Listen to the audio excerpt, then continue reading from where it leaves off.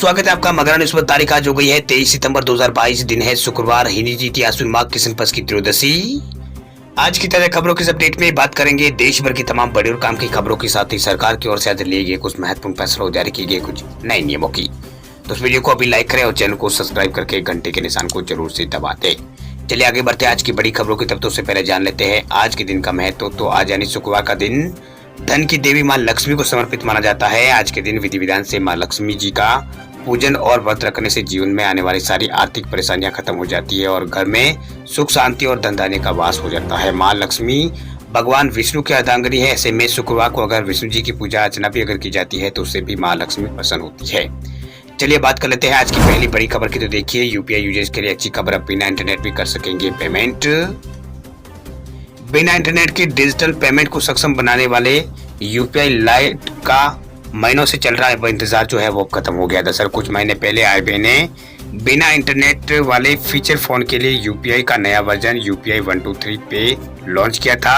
अब central bank ने UPI light feature को लॉन्च किया है जो स्मार्टफोन यूजर्स को बिना इंटरनेट के लेन देन करने में सक्षम बनाएगा। वही इससे वैसे यूजर्स भी यहाँ पर यूपीआई से लेन देन कर पाएंगे जिनके पास स्मार्टफोन तो है लेकिन किसी कारण उनके पास यहाँ पर इंटरनेट का बैलेंस नहीं, यानी इंटरनेट नहीं चला रहे हैं। वही आरबीआई का मानना है कि ये कदम वित्तीय समावेश को बढ़ावा देने वाला साबित होगा। वही यूपीआई लाइट लोगों को न सिर्फ पीक टाइम में बल्कि डाउन टाइम में भी यहाँ पर बिना इंटरनेट के ट्रांजेक्शन करना सक्षम बनाएगा। ये कम वैल्यू वाले ट्रांजेक्शन की तरह काम करता है। ये यूपीआई की तरह ही काम करता है लेकिन इसकी तुलना में आसान और ज्यादा यहाँ पर तेज है, यानी यूपीआई के जो दूसरे प्लेटफॉर्म उनसे ज्यादा तेज है।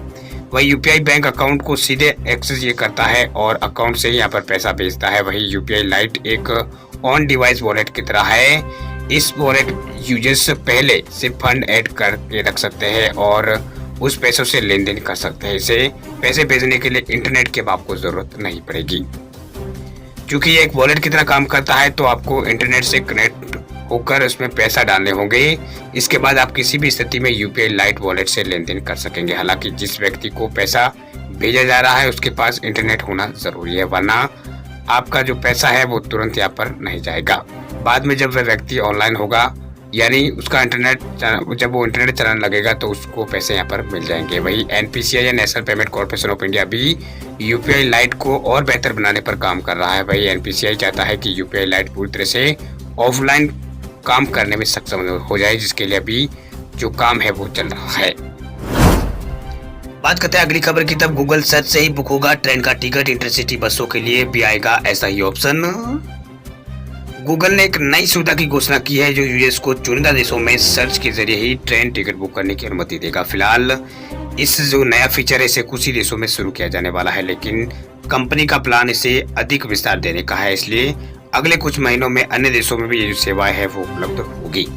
वही गूगल ने जर्मनी, स्पेन, इटली और जापान के उपयोगकर्ताओं को अब चुनिंदा देशों में और उसके आसपास की यात्रा के लिए सीधे गूगल सर्च पर ट्रेन टिकट की खरीदारी करने को ट्रेन टिकट करने का खरीदारी का जो विकल्प है उसे आसान कर दिया है। बात करते हैं अगली खबर की। तो 80 करोड़ लोगों को बड़ी खुशखबरी देने की तैयारी में है मोदी सरकार। अगले 6 महीने तक फ्री मिल सकता है राशन। प्रधानमंत्री गरीब कल्याण अन्न योजना के लाभार्थियों को बड़ी खुशखबरी मिल सकती है। दरअसल सरकार अगले 3 से 6 महीने तक फ्री राशन देने की तैयारी कर रही है। बता दें आपको कि मोदी सरकार जल्दी गरीबों को मुफ्त राशन देने की प्रधानमंत्री गरीब कल्याण अन्न योजना को 30 सितंबर से आगे बढ़ाने का ऐलान कर सकती है। वही मीडिया रिपोर्ट के मुताबिक आपको बता दें कि सरकार गरीबों को अगले 3 से 6 महीने तक फ्री 5 किलो राशन देने की योजना अपना रही है। हालांकि इसे सरकार को $10 बिलियन अधिक खर्च करने यहाँ पर पड़ सकते हैं।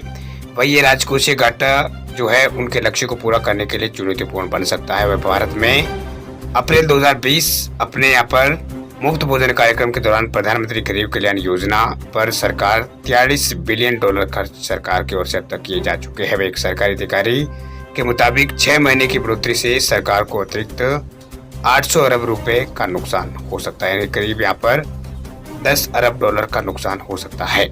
आपको बता दें कि हाल में यहाँ पर खाद्य सचिव सुधांशु पांड्या ने कहा था कि प्रधानमंत्री गरीब कल्याण अन्न योजना को 30 सितंबर से आगे बढ़ाने के बारे में जो फैसला है वो जल्दी किया जाएगा। वही प्रधानमंत्री गरीब कल्याण अन्न योजना पर पांड्या ने मीडिया में यहाँ पर बताया था कि मीडिया से कहा था कि सरकार को फैसला करना है कि ये बड़े सरकारी यहाँ पर ये सरकार को फैसला करना, ये बड़े सरकारी फैसले है, वह सरकार इस पर फैसला करेगी। वह रूरल फ्लोर और मिनरल फाउंडेशन ऑफ इंडिया के वार्षिक आम समारोह की बैठक में यहाँ पर मौके पर यहाँ पर वो बोल रहे थे। बता दें आपको कि प्रधानमंत्री गरीब कल्याण अन्न योजना मार्च 2020 में शुरू की गई थी। इसके तहत राष्ट्रीय खाद्य सुरक्षा अधिनियम में शामिल लगभग 80 करोड़ लाभार्थियों को प्रति व्यक्ति प्रति माह 5 किलो खाद्यान्न मुफ्त यहाँ पर दिया जा रहा है। बात करते हैं अगली खबर की, तो केसीसी धारकों के लिए खुशखबरी, किसान मोबाइल से ही स्वीकृत करा सकेंगे अब लोन। किसानों के लिए एक बहुत ही अच्छी खबर सामने आई। दरअसल अब किसान घर बैठे मोबाइल के जरिए ही 1,60,000 रुपए तक का कृषि ऋण आसानी से स्वीकृत यहाँ पर करा सकेंगे। हाल में यहाँ पर union bank of India Madhya Pradesh के हरदा जिले में इस किसान क्रेडिट कार्ड के डिजिटाइजेशन पर काम यहाँ पर शुरू किया है। अब किसानों को बैंक के लोन के लिए बैंक कार्यालय के चक्कर लगाने की जरूरत नहीं होगी। यदि आपके पास किसान क्रेडिट कार्ड है तो आप बिना कोई जमानत दिए 1,60,000 रुपए तक का लोन बैंक से ले सकते हैं। इसकी प्रक्रिया अब आसानी यहाँ पर कर दी गई है। अब किसान मोबाइल के जरिए घर बैठे इस प्रक्रिया को पूरा कर सकेंगे। यहाँ पर ये जो कार्ड है किसान क्रेडिट कार्ड, इसके जरिए आप घर बैठे 1,60,000 रुपए तक का ऋण अपने मोबाइल के जरिए स्वीकार करा सकते हैं। वही ये जो सुविधा है फिलहाल मध्य प्रदेश के कुछ इलाकों में यहाँ पर शुरू हुई है। यानी इस योजना को यहाँ पर मध्य प्रदेश के कुछ जिलों में भी यहाँ पर हरदा जिलों में यहाँ पर फिलहाल इसको पायलट प्रोजेक्ट के तौर पर यहाँ पर शुरू किया गया है। इसमें किसान घर बैठे ही 1,60,000 रुपए तक का जो लोन है वो स्वीकृत करा सकेंगे। बात करते हैं अगली खबर की, तो यूपी महाराष्ट्र समेत इन 4 राज्यों के यात्रियों के लिए अच्छी खबर, रेलवे ने किया है बड़ा ऐलान। अगर आप उत्तर प्रदेश, मध्य प्रदेश, महाराष्ट्र और तेलंगाना में रहते हैं और अमूमन ट्रेनों से यात्रा करते हैं तो आपके लिए एक अच्छी खबर। दरअसल भारतीय रेल ने इन 4 राज्यों के यात्रियों को एक सुपरफास्ट स्पेशल ट्रेन चलाने का इन 4 राज्यों में ऐलान किया है। दरअसल ये जो ट्रेन है वो उत्तर प्रदेश और महाराष्ट्र के साथ साथ मध्य प्रदेश और तेलंगाना के बीच चलाई जाएगी। भारतीय रेल के उत्तर मध्य रेलवे द्वारा दी गई जानकारी के मुताबिक उत्तर प्रदेश के सुबदारगंज से तेलंगाना के सिकंदराबाद के बीच एक सुपर फास्ट स्पेशल ट्रेन चलाई जाएगी। ये ट्रेन सप्ताह में एक बार चलेगी। वही उत्तरी मध्य रेलवे ने इस स्पेशल ट्रेन को लेकर जो जरूरी जानकारी है वो शेयर की है। वही उत्तर प्रदेश के सुबदारगंज से तेलंगाना के सिकंदराबाद के बीच चलाई जाने वाली जो गाड़ी है वो 29 सितंबर से 27 अक्टूबर तक प्रत्येक गुरुवार को दोपहर 3:50 से यहाँ पर प्रस्थान करेगी और शुक्रवार रात को ये यहाँ पर 10 बजे सिकंदराबाद पहुंचेगी। बात करते हैं अगली खबर की, तो राजस्थान की महिलाओं के लिए खुशखबरी। राजस्थान में 1,35,00,000 चिरंजीवी परिवारों को फ्री मिलेंगे स्मार्टफोन, इंटरनेट सेवा भी मिलेगी मुफ्त। राजस्थान में चिरंजीवी परिवार की 1,35,00,000 महिलाओं को स्मार्टफोन मिल सकता है, यानी फ्री स्मार्टफोन के साथ 3 साल तक फ्री नेट यहाँ पर मिल सकेगा। दरअसल चालू वित्तीय वर्ष में इस योजना के तहत 1,200 करोड़ का प्रावधान किया गया है। इससे करीब 30 लाख महिलाओं को स्मार्टफोन मिल सकेगा। वैसे इस महिला को अगले 2 साल में जो फोन है वो वितरित किए जाएंगे। बता दें आपको कि राज्य विधानसभा में गुरुवार को प्रश्नकाल के दौरान जब विपक्ष की ओर से सवाल उठाया गया कि इस योजना के बारे में, तो सवाल का जवाब देते हुए मंत्री बीडी कल्ला ने कहा कि कल्याणकारी योजनाओं की जानकारी प्रदान करने और पात्र परिवार को घर बैठे सरकार की सुविधाओं का लाभ पहुंचाने की दृष्टि से इस परियोजना के अंतर्गत 1,35,00,000 चिरंजीवी परिवारों की महिलाओं के मुखियाओं को स्मार्टफोन और 3 साल का जो डेटा है वो वितरित किया जाएगा। वह इसकी निविदा जारी हो चुकी है, जिसकी अनुमानित राशि 12,000 करोड़ रुपए है। उक्त योजना 3 वर्ष की है। इसी वर्ष 2022-23 के लिए यहाँ पर 1,200 करोड़ रुपए का प्रावधान किया जा चुका है। वही आवश्यक अतिरिक्त राशि 2,300 करोड़ रुपए प्रथम अनुपूरक अनुदान के प्रस्ताव में सम्मिलित यहाँ पर की गई है। वह इस परियोजना के अंतर्गत मोबाइल एप्लीकेशन स्मार्टफोन में इंस्टॉल की जाएगी। साल करीब 30 लाख महिलाओं को स्मार्टफोन राजस्थान में मिल सकेंगे। इसकी शुरुआत अगले माह अक्टूबर से यहाँ पर कर दी जाएगी। वैसे इस महिला को अगले 2 साल में स्मार्टफोन वितरित किए जाएंगे। चलिए बात करते हैं अगली खबर की, तो उत्तर प्रदेश सरकार का बड़ा फैसला। अब खेत में ब्लेड वाला तार लगाए तो जाना पड़ सकता है जेल। यूपी में फसल बचाने के लिए ब्लेड वाली बाड़ लगाने पर कार्रवाई होगी। दरअसल ऐसा करने पर जेल तक भी जाना पड़ सकता है। दरअसल उत्तर प्रदेश शासन ने इस संबंध में सभी जिलाधिकारियों को पत्र लिखकर आदेश का पालन करवाने की बात कही है। वही सरकार के आदेश के मुताबिक इस प्रतिबंध के बाद जानवरों को खेत में घुसने से रोकने के लिए किसान साधारण रस्सी का प्रयोग करें। वही खेत में ब्लेड या फिर कुटले तार का प्रयोग करने से पशु क्रूरता निवारण अधिनियम 1960 के तहत कार्रवाई की जाएगी। आपको बता दें कि फसल को बचाने के लिए लगाए जाने वाले कुटले तारों की वजह से अक्सर जानवर जो है वो घायल और अपंग हो जाते हैं। कई बार तो जानवरों की मौत हो जाती है।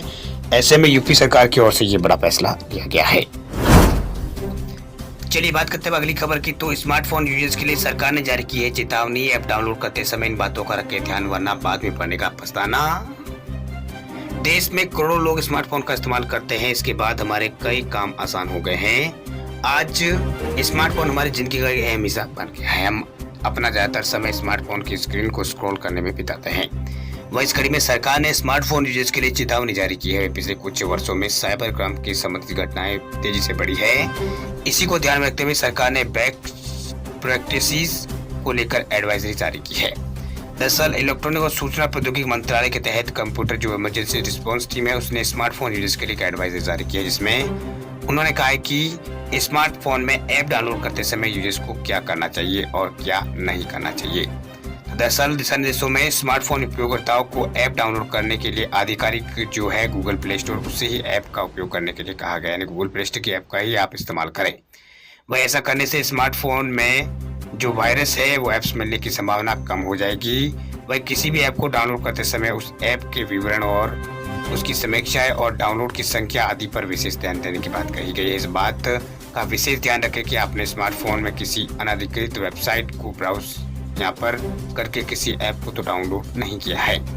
इसके अलावा स्मार्टफोन पर किसी अवांछित एसएमएस या फिर ईमेल पर भेजे गए लिंक पर क्लिक ना करें। आपको उन यूआरएल पर क्लिक करना चाहिए जो वेबसाइट डोमेन को स्पष्ट रूप से प्रदर्शित करती हो।